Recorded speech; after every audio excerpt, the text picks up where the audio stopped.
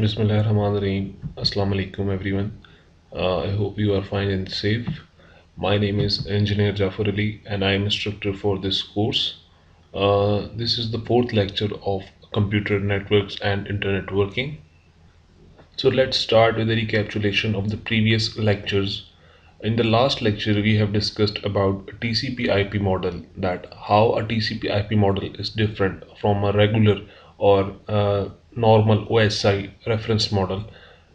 We learned about the different principles that are involved in TCP/IP model, how the layer architecture is differentiated from the OSI reference model, from 7 layers to up to 4 layers, and after that we learned about networking devices that are involved in your routing or in your communication networking. So that is why we will heading towards our next topic for today, and that is basically transport layer. And you know that this transport layer acts as a bridge between the user host user interface and the network interface. Basically from the two ends, this is connecting both of these two ends. And we will start with the basic introduction of the transport layer protocols. Actually, we are now going towards the protocols that are involved in several layers, and we will are starting from the transport layer protocols. And we will start with the introduction, basic introduction, that how these protocols are implemented in TCP/IP model specifically, because it is practically implementable.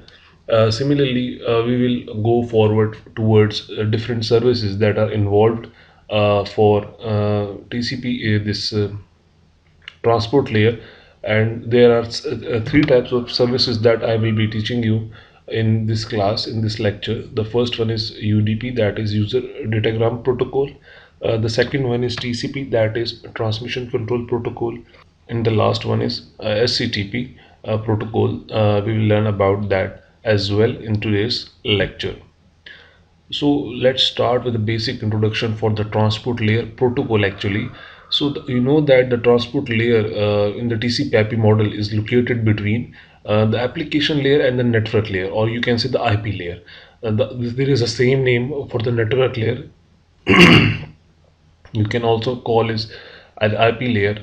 So this transport layer acts as a bridge between your network end and your application or user end. So it provides services to the application layer. It receives services from the network layer. The transport layer acts as a liaison, as I've told you, between the client program and the server program, a process to process connection. And now we will be learning, I will be teaching you that we have learned about different layers in the TCP IP model and the OSI model, and we have talked about delivery process, that end to end delivery, node to node delivery, and process to process delivery. So there are several deliveries in a communication. So several different layers are involved in different type of delivery services. So one should ask, we will look at in that in coming slides as well. The transport layer is the heart of the TCP/IP protocol suite. That is why I have selected to teach this topic first, because this is the major part. Because and the reason because of which I am teaching you this transport layer protocols in the very start is that it is the key which provides the end-to-end logical vehicle for transferring data from one point to another in the internet. So this is as a whole delivery process. So that is why I have started from this topic. So you can see that here is your transport layer protocol, that is in TCP/IP. You can see that it starts from application layer, where you have seen several protocols, and we will discuss it more further in the coming lectures, inshallah. These are several protocols that are involved in application layer. Then there comes the transport layer, which I have selected to start with because of its importance, and it is connected with the interface to network layer as well. And in the last there is a network interface layer. Basically you can combine these both, and you can call it network interface layer actually. So these are the same layer. These two are acting as the same layer. So there are four layers. You can see one, two, three, and these are four. Here you can see there are three services that is provided by the transport layer, and these are different protocols. And we have discussed a brief introduction about UDP, about TCP, and this is SCTP is a new type of protocol. This is not very much old. This is quite a recent one, but it is already implemented at several networks. So this SCTP is basically the combination, or you can say the modification of both of these. So we have there are some good points of UDP, there are some good points of TCP. So we have merged them and into a single body, and that protocol is termed as SCTP. We will learn that too in this class, inshallah. So you can see that the first one is UDP. The service is the now coming towards the services that is provided by the TCP/IP transport layer. The first service is known as UDP, that is User Datagram Protocol. You can see that UDP is an unreliable connectionless transport layer protocol, and it is used mostly when you require a simplicity in your network, or you want your delay to be very less, that is latency. To reduce your latency, you can use UDP as well. It basically, if you are reducing the delay or the latency, it means you are improving the efficiency in several applications like live streaming, live web surfing, live gaming, multi gaming. So that are several different advantages of using UDP.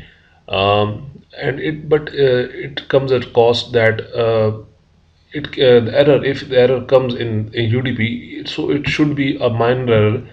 Because if you have a noisy or a bad channel, so it is not feasible for you to transmit your data on that channel, or you can switch to the TCP model to make it more reliable because of your bad network.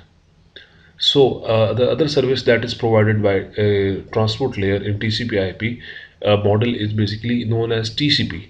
That this is basically transmission control protocol, and it is more reliable, and because of the connection-oriented methodology, it establishes a connection before actually transmitting the data towards the receiver.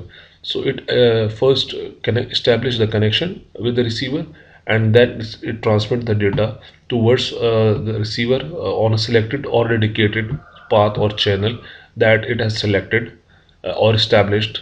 So it can be used in any application where the reliability is important. If you want to send your email to someone, or if you want to send a file to someone, or any confidential information to someone, so this is more preferable to use TCP. um,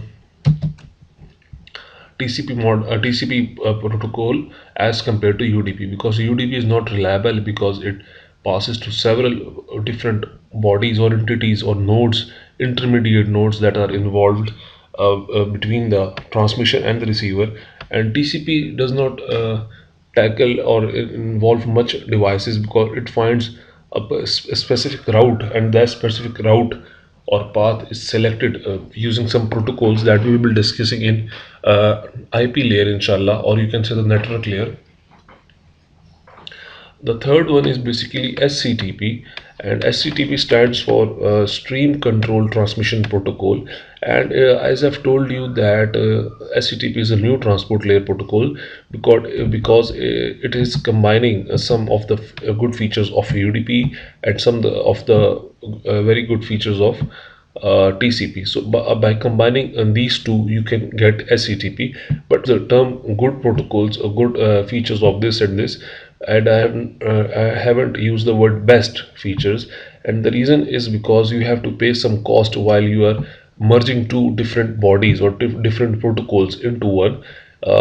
It is possible to go for a best protocol, but practically speaking, it is not possible to add both of these added bets.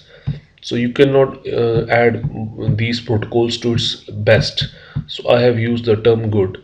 There are some good features of TCP, there are some good features of UDP, there are also some best features of TCP, and UDP, but you cannot add the best to both of them, because it will not be compatible with each other, because there are several different methodologies that are involved in the TCP and UDP separately.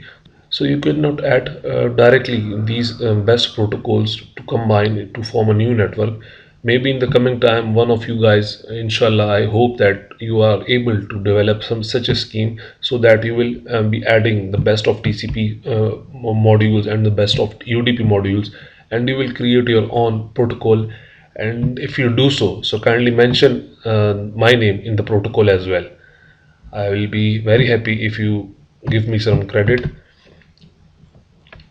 So, as we have discussed that TCP and SCTP are connection-oriented services.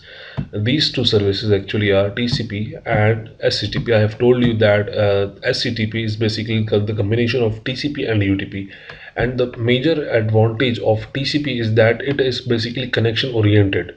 Similarly, in SCTP, we basically establish a connection between the transmitter and the receiver before actually transmitting the data. So that is why this TCP and SCTP are connection oriented. It has they establish the path or the route before transmitting the data. Now coming towards a very important and logical discussion for the topic of reliable and versus unreliable. So what is reliable and what is unreliable? You know that reliability includes the a perfect delivery. As I've told you that PDR is a term that is packet delivery ratio. This is your if you want to check some reliability of any network, so you have to calculate its PDR at the very first. And what is PDR? It is basically the packets that are received at the receiving end divided by packet transmitted by the transmitter, and you have to multiply it by 100. This is a generic formula for calculating any PDR for any network. So if, let's say for example, if you have transmitted 100 packets, and out of that 100 packets only 70 packets have received the by the receiver at the receiving end, so your percentage will be about 70%, your PDR will be about 70%. So this is not so good, but it is also not very bad. You can also see that there are such networks or such technologies in nowadays that are providing up to 90%, more than 90% of PDR. It means 90% or more than 90% of your packet are received at the receiving end. So that kind of network is considered as more reliable. So you do not want your packet to be lost within the channel or within the noise, or gets corrupted due to any transmission noise burst or anything. So you have to make sure that your PDR is very good actually.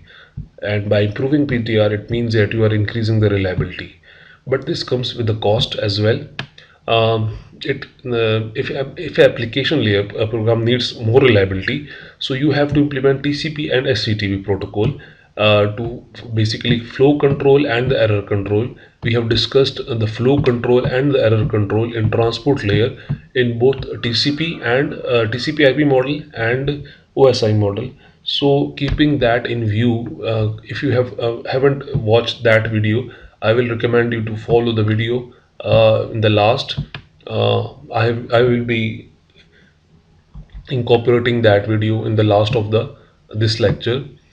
So if you haven't watched that video, kindly go to the TCP/IP model video or OSI model video to learn about the flow control and the error control at the transport layer actually. But when you improve the PDR, the thing is, the issue comes where you have to increase your PDR or you increase your reliability, but this makes the system slower and more complex. You will know that if you are increasing such a very high important factor of the network performance parameters, so you have to pay some cost, and that cost, it make the system very slow, and you need to have a good processor or multiple processors to receive and transmit data at multiple streams and multiple channels. So this will make your system more slower and more complex. If you increase your if you try to overcome this solution, so basically you are adding more hardware structure or your software modules in the protocol, so you are making it more complex service. So if you increase, if you put some effort on this to cover this problem, so you are basically increasing this problem. And if you try to reduce this problem, basically you are increasing this problem. So these are some issues that are involved in the reliability concept. So one should be kept in mind. One should kept in mind that uh, to come up with a good solution, you always go with the midline, that is like this. You don't do not want your system to be very slower but very accurate, because it will be very slow. Similarly, you do not want your system to be very fast but lot of errors. So you do not want that too. So to come up with a good solution to cope this both of the issues, one always go with the center line, that is a medium of space of the speed of the processor, and the structure was always kept less complex. You have to try to reduce the complexity level of your protocol or your network to be as much as you can. So these are some important discussion topics that you have to be learn before actually going forward. Now, if let's say an application layer does not need reliability, so it means that most of that real-time application does not demand flow or error control, because it demand fast service. So this is you can give that user a UDP protocol. It means that if a user is asking for fast service, he does not care about the flow control, or he does not care about the error control. He wants your data to receive the data as fast as possible. So you just deliver him the data while using UDP IP, UDP, and you know that UDP is connectionless service, and due to this process, this property, this actually transmits the data very fast as compared to TCP. In most of the cases, about 90% of the cases, UDP is performing well as compared to TCP. You can also search this the comparison between TCP and UDP implementation mechanism and their efficiencies. So it will be a very interesting and vast topic if one of you guys or girl want to pursue in its uh, career. So for the further research purposes, so I will suggest you to go for the evaluating the efficiencies of the performances of both of these services that is provided by TCP/IP model transport layer. So there is a question that if the data link layer is reliable and has flow and error control, why do we need this transport layer too? Because you know that data link layer is also providing you the flow control and error control. We have discussed in the last lectures, and as I have said, that if you haven't learned about the basic architecture of OSI and TCP/IP model, you should go back and learn about that before going forward. Because I have put some good information about the flow control and the error control in different layers, and all the information for different layers is provided. I have tried to combine different aspects of their practical implementation. So you have to watch that video too before actually going forward. This will make this thing very clear, inshallah. You know that data link layer also provides the flow control and the error control. Specifically, the MAC is providing you the error control, MAC layer, which is in the part of data link layer. So if they are providing you the flow and error control, so why do we need this at transport layer 2? We are using the same transport layer for same service. for that is offered by another layer as well. So according to the rules of any model, we know that a service should not be repeated in different layers. If you are implementing a service or a function in a layer, it should not be repeated in any other layer. So this question may be arising to your mind, and I have given you this question, inshallah, and I will ask you in the class. So get ready and come up with the good answers. I have also giving I will be giving you the answer of this in the coming slide as well. But think of your own for the first time. Pause this video and learn about or think about these layer 2, that why do we need this features of or these services at the transport layer if you are using that services already in data link layer. So my answer to that is that yes, you want your packet to be more reliable. So that is why you have to implement flow control and error control at the transport layer too. And the reliability is also provided by the data link layer between the nodes. You can see that I will tell you now that reliability at the data link layer is between two nodes actually. You see, let's say this is your transmitter, and this is your receiver.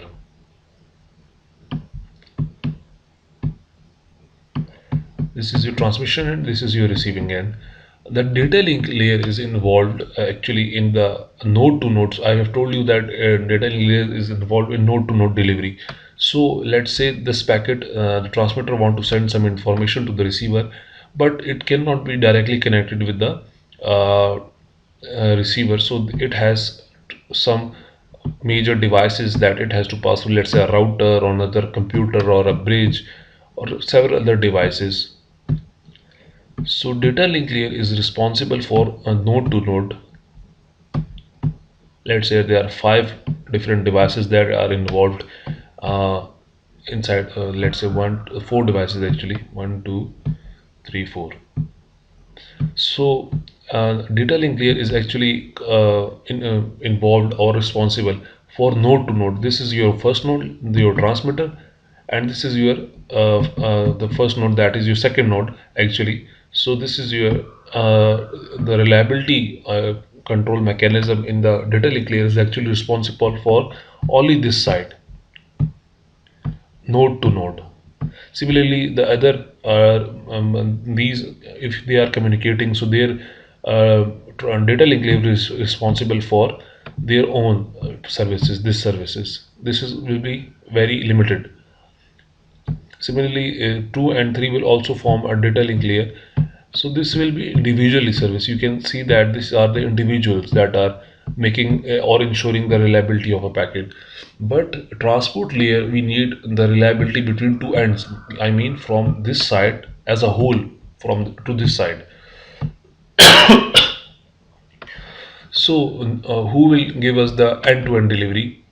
We have discussed that the network layer in the internet is not reliable, and we have to implement some reliability. So this will be achieved by the using the flow control and the error control in the transport layer actually. So we have learned in the transport layer, the previous lecture of TCP, IP and OSI model, that transport layer is actually responsible for end-to-end delivery. End-to-end delivery. So it means that you have to follow, you have to achieve end-to-end delivery. Means if the packet, let's say packet A is transmitted, so transport layer will be the one which will be responsible to transfer this packet A up to this receiver. So the packet has been transferred successfully, and this will be made sure by the transport layer using the flow control and the error control mechanism. So that is why we need these services at the transport layer as well. Now there are some types of data delivery. Before going forward, let's start with a very generic example.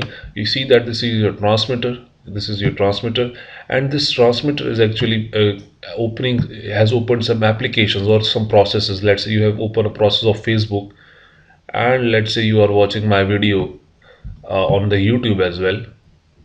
You are using both of these services with each other at the same time. So who will make sure that this process transmits the data and it is received by the, let's say this is your YouTube or Facebook server, this is your server side,